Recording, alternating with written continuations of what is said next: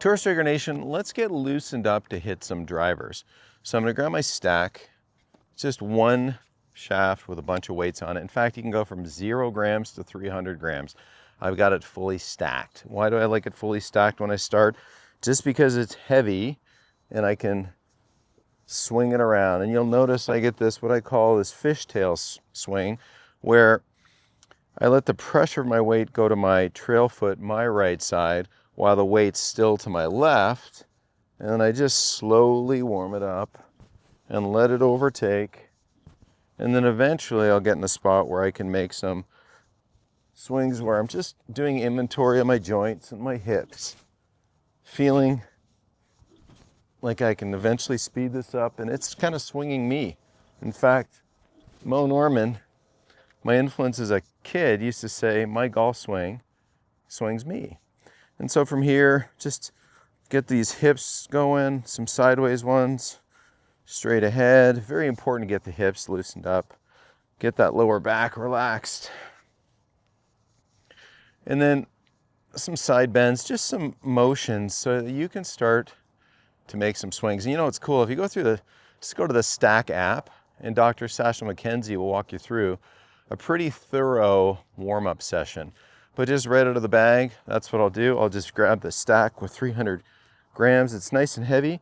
I think the average drivers are around 200. And that feels like I'm ready to make some swings.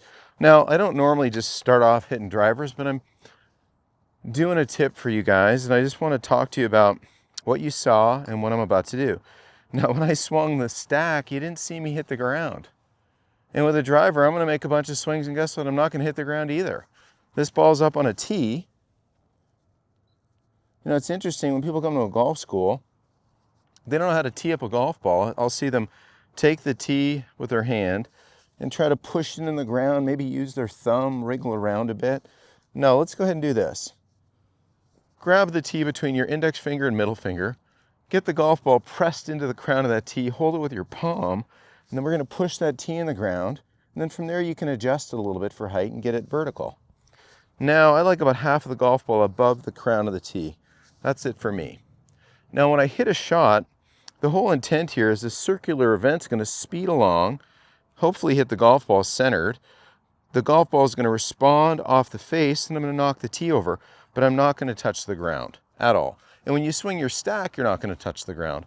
So knowing that this is a collection of a golf ball via a swoosh, swinging the weight of a club from a starting form to a finishing form.